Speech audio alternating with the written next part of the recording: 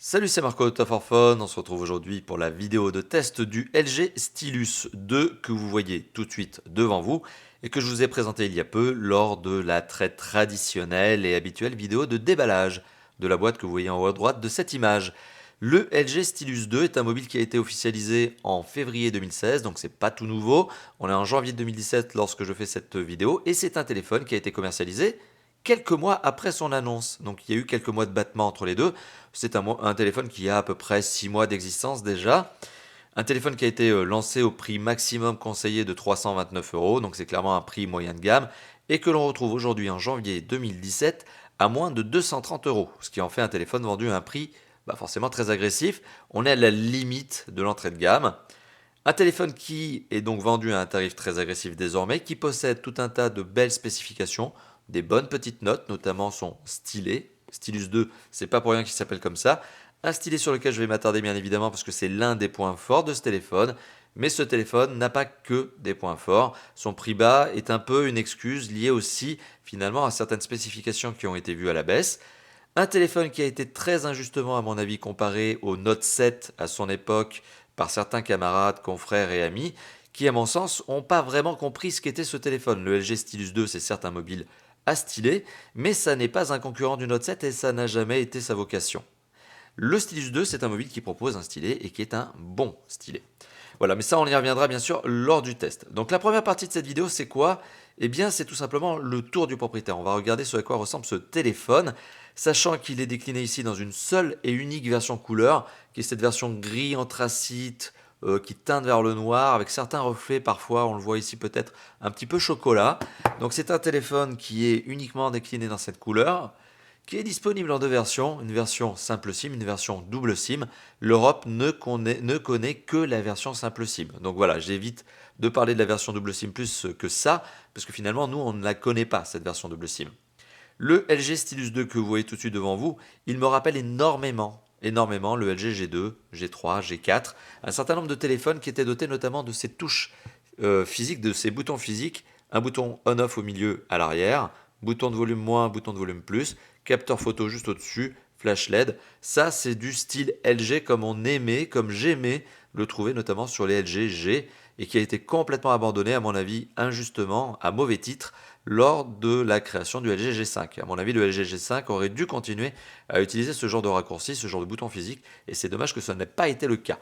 Mais voilà, au moins sur le LG Stylus 2, eh bien c'est le cas.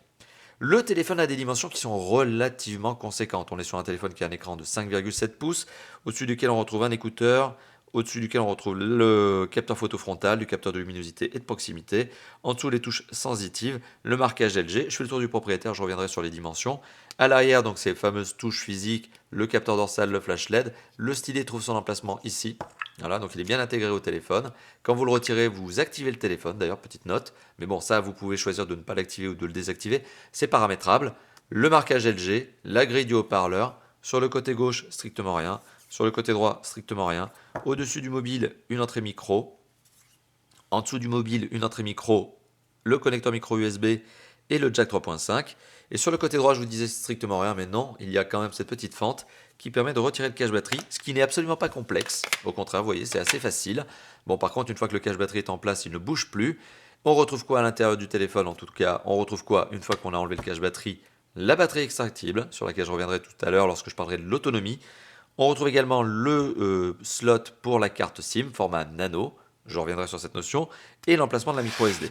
Voilà, donc il y a ces deux connecteurs, ces deux slots, pardon, juste au-dessus de la batterie, et ils ne sont pas gérables à chaud, vous êtes obligé d'enlever la batterie pour y accéder. Alors pour revenir sur les dimensions, je vous le disais, elles sont relativement conséquentes. Bah oui, on est sur un écran de 5,7 pouces qui est malgré tout relativement bien optimisé au niveau de son encombrement. Je parle du mobile. On est sur un taux d'occupation de la face avant par l'écran de 73%. Donc on est dans les bonnes normes, 70, 72, 73, 75%. On est dans les bonnes normes. Quand on tombe en dessous des 70, le téléphone n'est clairement pas optimisé et devient encombrant. Là, on a des bordures gauche et droite qui sont plutôt pas mal, pas trop épaisses. En haut, en bas, bon là c'est un peu le coup classique, on se retrouve avec des belles bandes noires, mais c'est pas catastrophique en soi. La prise en main, donc comme je vous le disais, c'est à deux mains, pas à une main. Le téléphone est clairement trop large pour être utilisé à une seule main pour taper des SMS, à moins que, et là c'est une petite fonction qui se retrouve dans les paramètres du téléphone, on peut que je la retrouve, à moins que justement vous n'alliez dans l'écran et que vous ne fassiez une petite fonction que je n'arrive plus à retrouver. Où elle est? Où elle est? Je ne sais pas. En tout cas, voilà, c'est bien dans les paramètres. Mais en tout cas, je vais vous la montrer en live. Quand vous faites comme ça, hop, voilà. Quand vous appuyez sur l'une des trois touches sensitives, tactiles pardon, de l'écran, et que vous slidez vers la gauche, par exemple, eh bien, vous activez ce mode petit miniature de l'écran. Voilà, donc l'écran devient plus petit. Vous pouvez ajuster la hauteur donc, de cet écran à votre bon loisir. Bon, il y a une petite zone ici, il faut être relativement précis, voilà, mais vous pouvez l'ajuster. Et si vous voulez, vous pouvez revenir à l'affichage classique assez facilement. Voilà, donc il y a cette particularité-là d'avoir ce mode, on va dire, compact, une seule main, c'est le mode une seule main de ce téléphone. Effectivement, pour le coup, là, ça devient exploitable à une seule main, mais vous perdez la surface d'affichage.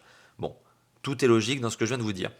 Le poids de ce téléphone, 145 grammes, donc on est dans la bonne norme, il n'y a rien de très étonnant. 145 grammes, un téléphone qui est entièrement construit en plastique, qui n'est pas spécialement traité anti-rayures, anti-casse, ni au niveau de son écran, ni solide au niveau donc de l'architecture du téléphone.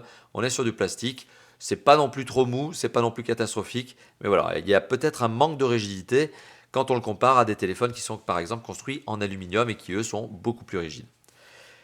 On a fait le tour du propriétaire, le téléphone, moi je le trouve plutôt beau, plutôt sympathique. J'aime bien cette couleur, j'aime bien les touches physiques, hein, vous le savez, je suis assez fan de ces touches physiques que j'avais moi-même sur mon propre LG G2, que j'ai eu pendant près de 2 ans d'ailleurs, ça a été mon téléphone personnel. J'ai été très fan justement de la marque LG à cause et grâce de ces fameux boutons. Aujourd'hui, c'est vrai que la marque a tendance à les oublier sur ses différents modèles. À mon avis, c'est un petit peu dommage, c'est un petit peu bête.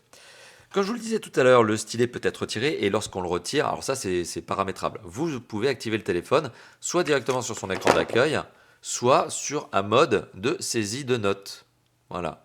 Et le stylet est très réactif. Mais forcément, ce stylet, je vais y revenir d'ici quelques instants lorsque je parlerai de cet aspect qualité d'écriture, agrément d'écriture.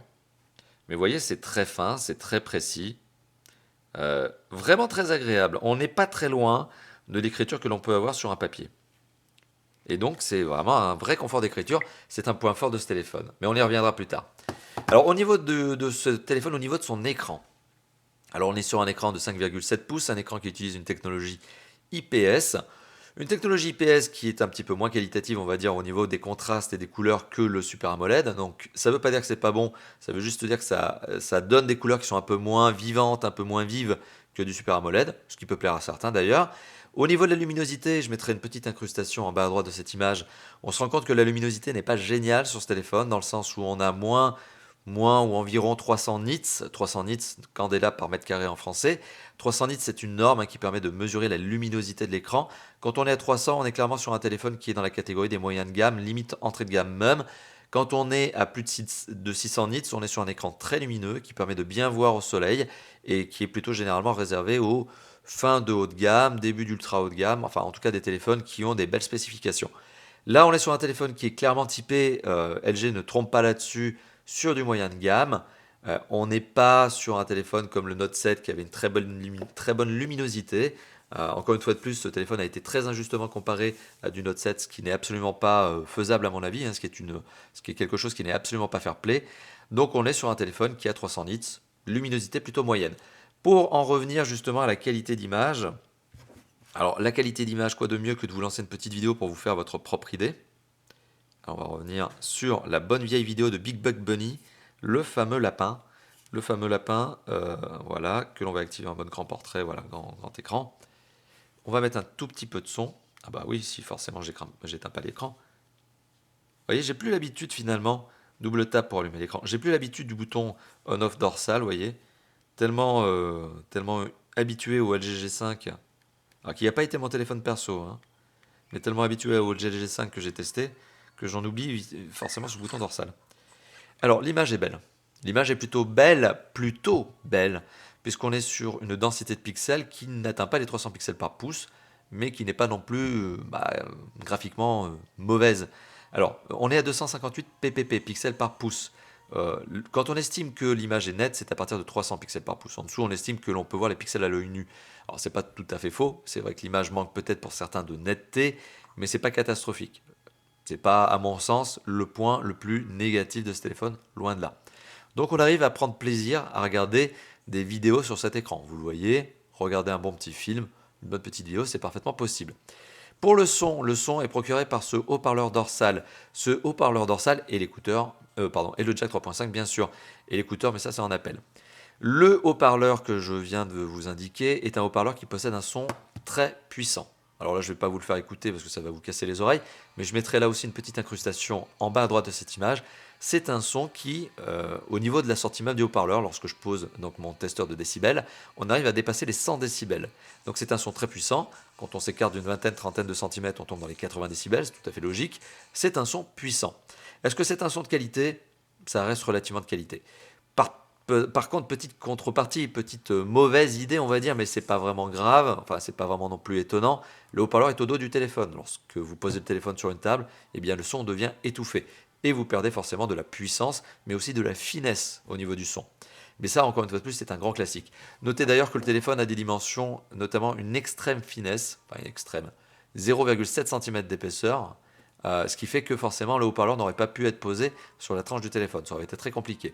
D'ailleurs, je me demande si je vous ai donné les dimensions de ce téléphone. C'est 15,5 cm de long, 8 cm de large et 0,7 cm d'épaisseur. Ça, je vous le dis, au cas où je l'oubliais, ça se trouve, je me suis répété. Enfin, c'est possible que je me sois répété, peu importe. Vaut mieux en dire 2 fois plus que pas assez. Ça sera le proverbe du jour. Voilà, donc on est sur une image qui reste de bonne qualité, un son comme je vous l'ai indiqué, via notamment une petite annotation qui était puissant, enfin qui est puissant. Et il est temps de passer aux performances. Alors ce téléphone, c'est un entrée de gamme, je le rappelle, et forcément, il y a un moment donné où il faut faire des sacrifices, il y a un moment donné où il faut être compréhensif. Quand on est sur un téléphone qui vaut aujourd'hui 230 euros, bah forcément il faut accepter que les performances ne soient pas exceptionnelles. On est sur un téléphone qui fait 27 900 points sur en tout. On est sur un téléphone qui a des composants qui sont clairement typés entrée de gamme. Alors qui sont des composants quand même de marque, qui ne sont pas des mauvais composants, mais qui ont des performances tout à fait raisonnables. On est sur un téléphone qui possède 1,5 Go de RAM. C'est un peu dommage, on aurait préféré en avoir 2, mais ça c'est toujours la même chose, on aurait toujours préféré en avoir plus. On est sur un processeur 64 bits, certes, mais on est sur un processeur cadencé à 1,2 GHz, 4 cœurs. Donc 4 cœurs, 1,2 GHz. C'est un processeur Qualcomm entrée de gamme. C'est un Snapdragon 410, autrement connu aussi sous la référence, et ça parlera aux connaisseurs, précise, la référence précise c'est MSM. Et alors attendez, je vous dis ça, c'est le MSM 8916. Il faut vraiment être précis. Et le processeur graphique, c'est un Adreno 306. Bon, je vous le confirme, ce sont des composants entrée de gamme. Entrée de gamme, j'allais dire moyenne gamme, mais non, même pas. Les moyennes gamme, c'est à partir du Qualcomm 600. Là, on est sur du 410 Qualcomm Snapdragon. C'est de l'entrée de gamme. Alors, qu'est-ce que ça donne? Ça donne des performances qui sont modestes. Voilà. Alors, ce téléphone arrive par contre à avoir une relativement bonne fluidité d'image.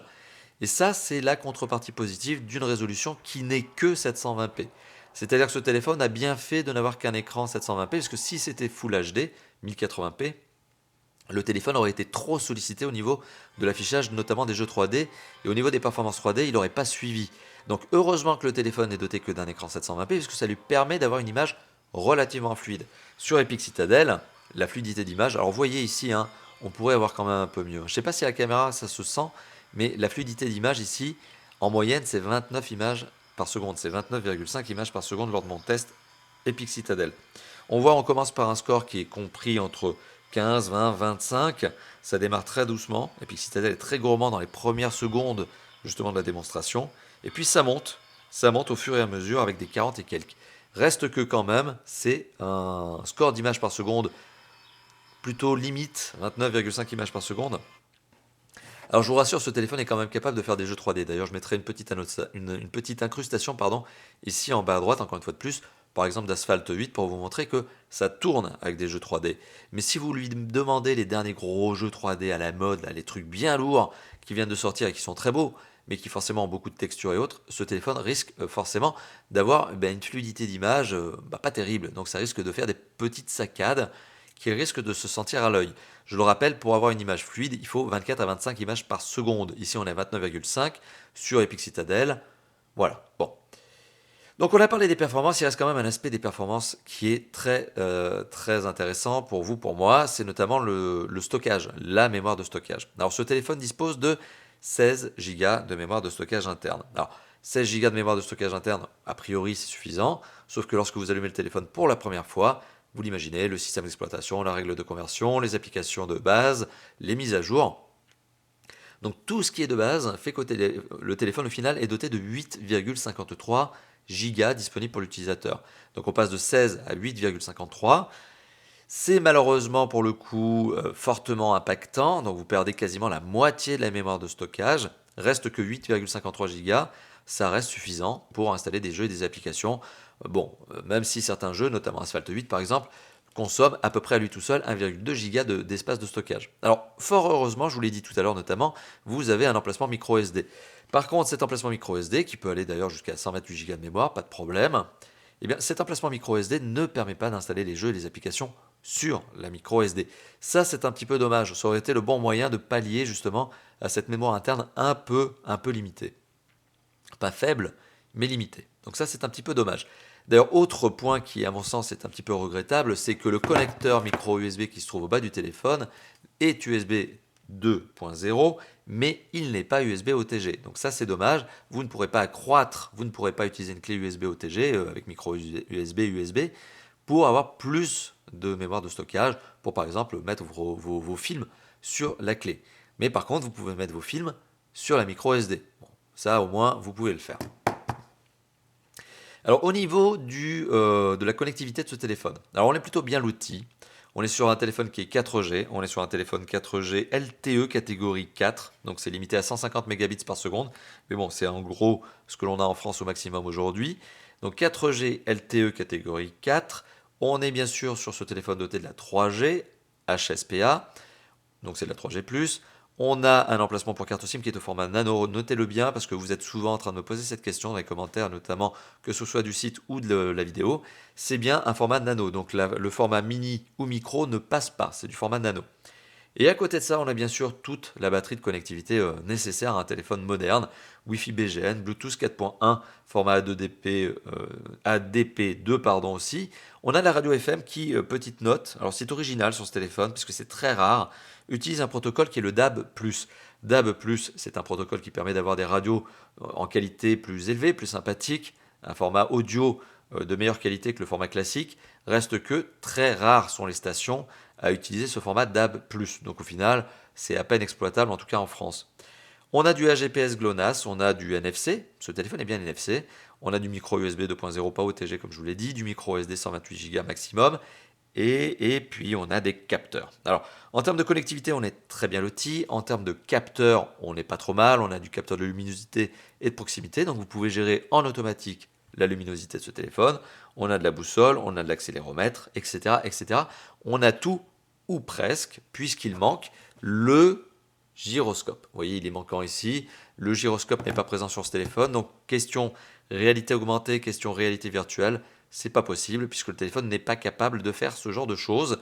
Par contre, pour jouer à Pokémon Go, je vous rassure, vous pouvez le faire, même si vous n'avez pas de gyroscope. Au moins, vous avez l'accéléromètre, etc. La boussole, par exemple. Donc on a parlé de la connectivité de ce téléphone, il reste quand même un dernier point sur la connectivité, c'est le DAS du téléphone. Le DAS de ce téléphone est plutôt bon, on est sur un téléphone qui a 0,404 watts par kilo de DAS. Précision au niveau de la tête, parce que parfois vous me posez cette question, je parle toujours au niveau de la tête, pas au niveau du corps. C'est un DAS qui est tout à fait correct pour un téléphone qui a été conçu en 2016, qui est encore commercialisé en 2017, un score tout à fait honorable. Voilà. Alors il est temps de passer au système d'exploitation. Alors forcément LG, il n'y a plus de Windows Phone chez LG depuis bien longtemps. On est sur un système d'exploitation qui est Android, on s'en doute, les amateurs avisés l'auront reconnu. On est sur un Android qui est le 6.0 Marshmallow. À date, aucune information ne nous laisse penser que ce téléphone sera mis à jour en 7.0. D'ailleurs, petite note pour illustrer mon propos, on est bien sur du 7.0 pour peu que je retrouve l'information. Ça sera à propos du téléphone, information sur l'hardware, information sur le logiciel. Voilà, donc on est bien sur la version 6.0.1. Voilà, on est bien sur du Android Marshmallow avec le petit icône qui va bien, le petit visuel qui va bien. Alors sur ce système d'exploitation, LG a apporté une surcouche qui s'appelle LG UX pour User Experience. Alors c'est une surcouche sympathique et qui est devenue d'autant plus sympathique parce qu'en 2016-2015 même, elle est devenue de moins en moins gourmande. Alors c'est assez étonnant ce que je vous dis, alors que tout à l'heure je vous ai dit qu'une grande partie de la mémoire de stockage était prise. Quand je dis moins gourmand, c'est qu'il y a de moins en moins d'effets spéciaux. Et tant mieux, parce qu'à une certaine époque, LG en mettait des tonnes et des tonnes dans son téléphone, ce qui faisait que même l'usage était moins agréable. Alors au niveau du design, qu'est-ce qui a modifié? Qu'est-ce qui a été modifié? Alors on se retrouve avec des fonds d'écran, on se retrouve avec des icônes, et d'ailleurs la quasi-totalité des applications de ce téléphone, applications email, applications appels, messages, etc., ont été redesignées. Donc elles ont tout un look différent. Ça c'est une première note.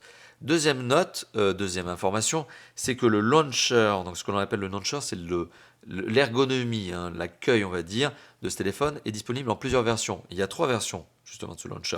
Alors je ne vais pas vous les montrer parce que ça risque d'être très long au niveau de la vidéo, mais ce que je vais faire, c'est que je vais vous montrer qu'effectivement il y a bien 3 accueils et vous pouvez les sélectionner. Soit l'accueil que vous voyez ici, où il n'y a pas de profondeur de navigation, le menu profondeur paramètres a été supprimé avec le listing de toutes les applications, donc tout se gère à partir de panneaux d'accueil qui se suivent les uns les autres.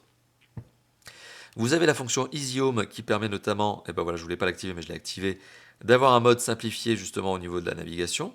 Ok, bon, je voulais pas le faire mais je l'ai fait. Avec un écran avec des écritures plus grosses, ok d'accord. Et vous avez le menu, le mode classique où vous retrouvez de la profondeur de navigation, notamment avec ce fameux chariot d'application qui a disparu de l'autre format d'accueil. Donc si on va sur le panneau d'accueil classique, qui est celui par défaut proposé avec le téléphone, on perd la profondeur de navigation. Et on retrouve ici 5 icônes et non plus 4, plus le chariot d'application. Voilà. Donc ça, c'est une petite notion au niveau de la navigation, au niveau de l'ergonomie du téléphone. Autre petite chose, alors c'est au niveau de l'applicatif. Au niveau de l'applicatif, il n'y a pas grand-chose qui a été ajouté. On se retrouve avec notamment quelques petites applications, mais qui sont plutôt des formes de raccourcis qui amènent en fait à des fonctions de base d'Android ou des fonctions qui ont été légèrement retravaillées. C'est notamment les modes d'économie élargie. Ça a été un peu redesigné, mais c'est pas vraiment, il n'y a pas beaucoup de LG là-dedans. Hein. Il n'y a pas grand-chose.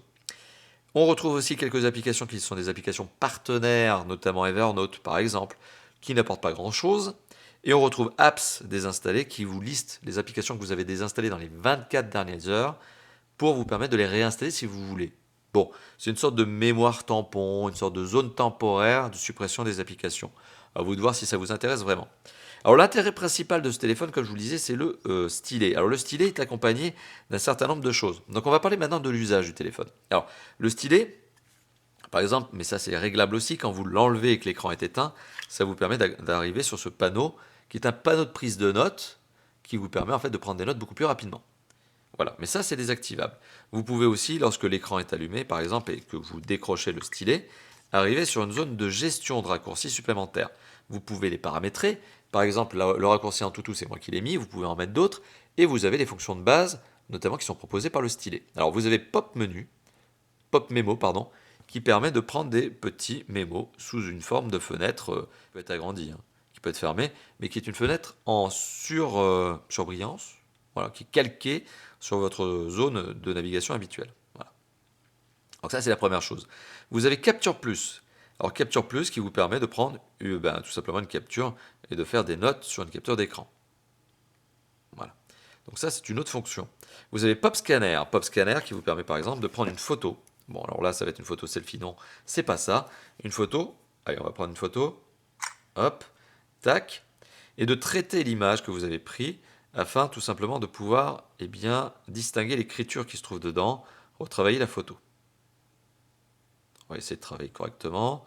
Là, j'ai peut-être pas pris le meilleur cliché. Remarquez. Terminé. Voilà. Voilà. Vous voyez, ça redresse un petit peu la photo. Bon, c'est comme ça. Si vous prenez les cartes de visite, c'est une bonne manière, par exemple, de redresser la carte de visite. Qu'est-ce que l'on a d'autre dans cette zone de raccourci, justement, liée au stylet? On a encore une dernière chose qui s'appelle, je vais y arriver en arrêtant d'appuyer. Là, vous voyez, en fait, là, je suis en train d'appuyer avec mon doigt en même temps qu'avec le stylet. Ça, c'est pas une bonne note, c'est pas une bonne chose. Quick Memo Plus. Alors, une bonne petite application, justement, toute simple, hein, c'est de la prise de notes hein, de la part de LG. Mais voilà, vous pouvez prendre des notes. Le stylet est vraiment très très agréable. Très agréable, plutôt réactif, même si, je dois l'avouer, au bout d'un moment, quand on commence à devenir très réactif, très rapide au niveau de l'écriture, on sent qu'en fait l'écriture arrive avec une toute petite latence par rapport notamment à la saisie. On sent qu'il y a genre un dixième de seconde quand on fait comme ça par rapport à justement son écriture et la saisie.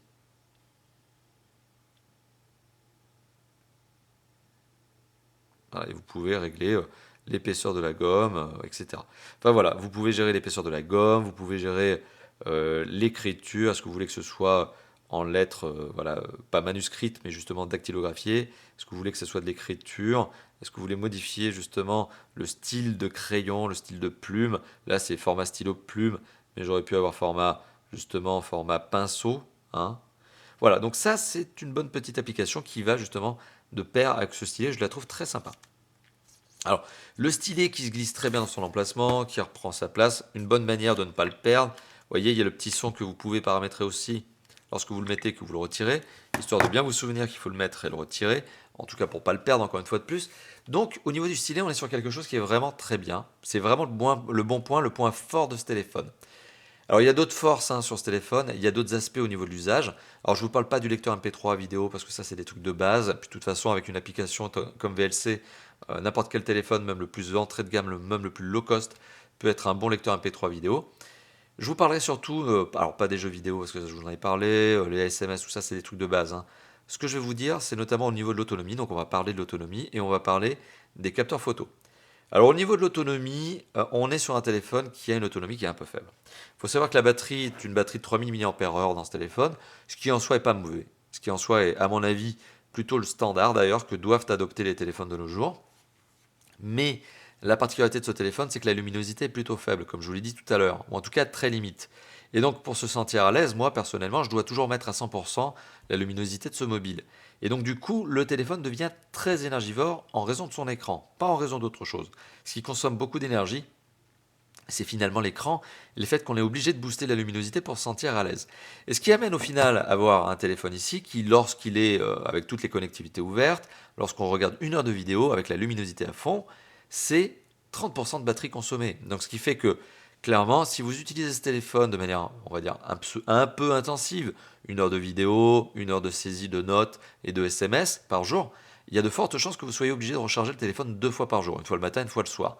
Donc c'est un téléphone qui a eh bien, une autonomie relativement modeste, relativement faible, en raison d'un écran qui lui nécessite d'être boosté à fond en luminosité pour qu'on soit à l'aise. Par contre, si contrairement à moi, une luminosité plus faible, plus raisonnable vous permet de vous sentir à l'aise, oui, ce téléphone peut potentiellement atteindre la journée avant d'être chargé. D'autant qu'il y a un mode économie d'énergie qui permet de réduire justement les performances du téléphone lorsque l'autonomie devient trop faible, lorsque le pourcentage de batterie atteint par exemple 15%. Bon, il y a quand même des solutions pour arriver à faire que ce téléphone atteigne la journée, mais de base, en tout cas pour moi, je sais que ce téléphone c'est 2 recharges par jour, pas autrement. Alors il est temps aussi de passer à la qualité photo. Alors la qualité photo est tout à fait correcte, relativement bonne même, on peut le dire, pour ce téléphone. Au niveau du capteur dorsal et du capteur photo frontal, on aurait quand même aimé, ça c'est ma petite note, un peu plus de piqué. C'est-à-dire que même si on est sur une qualité photo qui reste tout à fait correcte, l'autofocus est même plutôt rapide, euh, on aurait aimé un peu plus de netteté, un peu plus de tranchée au niveau des photos. Mais ça reste exploitable pour un téléphone entrée de gamme. Entrée de gamme, vous voyez, faux lapsus, euh, début de moyenne gamme. On est un peu entre ces deux zones. Mais si ce téléphone était encore vendu à 320 euros, j'aurais été beaucoup plus critique au niveau des capteurs photo. Là, on est sur du 230 euros. Pour un téléphone à 230 euros, on peut se permettre ce genre de capteur. 13 mégapixels à l'arrière avec autofocus flash LED, plutôt rapide. Mode vidéo 1080p en 30 images par seconde, tout à fait standard. Le capteur photo frontal est un 8 mégapixels qui prend des selfies, donc certes qui peuvent manquer de piqué, c'est ce que je vous disais tout à l'heure, mais qui reste exploitable. De quoi faire rigoler vos potes, de quoi envoyer des petits selfies, de faire du Snapchat, etc. Ok, ça reste tout à fait cohérent, ça reste tout à fait correct pour un téléphone de cette catégorie. Alors il est temps de passer à la conclusion de cette vidéo et de vous dire ce que je pense du LG Stylus 2. Est-ce que c'est un bon mobile? Est-ce que c'est un mauvais mobile? Clairement, selon moi, vous avez quand même senti un petit peu ce que je voulais vous dire enfin en conclusion, tout au long de cette vidéo, je voulais quand même laisser un peu entendre. Mais ce téléphone vendu à 230 euros aujourd'hui, à mon avis, est un bon téléphone pour ce prix qui a fortement baissé. C'est clair que j'aurais pas dit la même chose s'il était à plus de 300 euros encore de nos jours. Qu'est-ce qui me plaît énormément dans ce téléphone? Clairement, son point fort, je le dis, c'est pas pour rien, c'est son stylet. C'est très agréable de prendre des notes avec ce stylet, c'est très efficace, on peut prendre des captures d'écran. Je vous l'ai montré, hein, ces quelques fonctions supplémentaires liées au stylet sont très sympathiques. C'est pas ludique. Ça peut être ludique, mais c'est relativement professionnel, c'est efficace, ça marche très bien. Donc, point fort de ce téléphone, c'est son stylet. Un stylet qui marche bien avec une vraie finesse d'écriture qui a d'ailleurs été améliorée par rapport à la première génération du stylus. Donc, bien. Ce téléphone a été très injustement comparé, j'insiste bien sûr sur ce point-là, très injustement comparé au Samsung Galaxy Note, que ce soit le 7 qui a été retiré de la vente très rapidement malheureusement comme vous le savez, ou le Note 5, ou etc.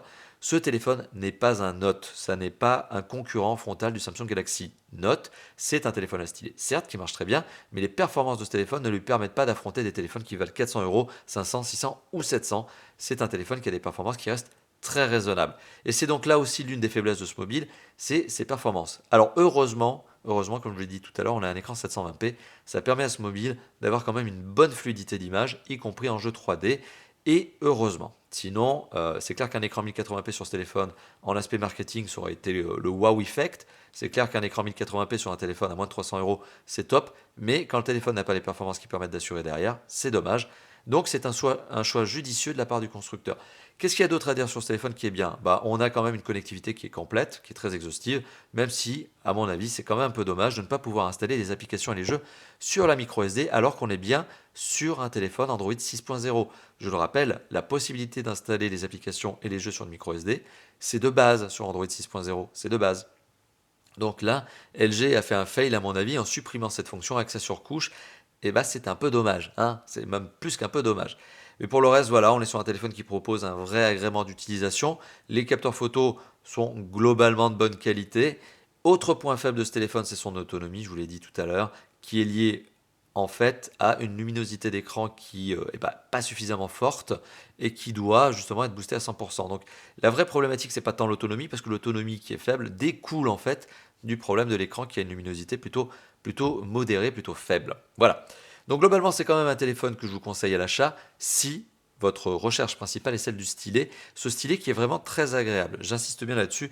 Et aujourd'hui sur le marché, il n'y a pas énormément de propositions. Il n'y a pas énormément de constructeurs qui savent faire les choses avec les stylets. Et un stylet intégré comme ça, il y a Samsung, il y a LG, il n'y a pas d'autres constructeurs. Et ici, on est quand même sur un LG à stylet qui est vendu à un prix très agressif. J'insiste bien là-dessus, c'est son point fort. Voilà.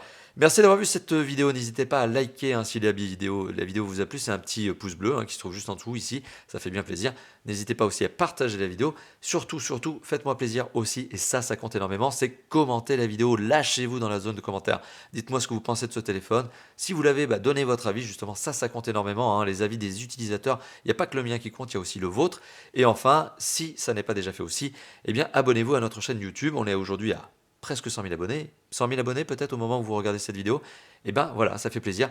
Vous faites peut-être partie des abonnés, si c'est le cas, je vous remercie. Si vous n'en êtes pas encore partie, si vous ne faites pas partie de ces 100 000 abonnés, c'est la même chose, c'est un petit bouton qui se trouve en bas à droite de l'image. Et moi, j'ai pas grand-chose à dire si ce n'est à très bientôt pour d'autres vidéos de déballage, de tests, de présentation, etc., etc. Comme d'habitude chez Top 4 Phone. Allez, à bientôt, ciao ciao.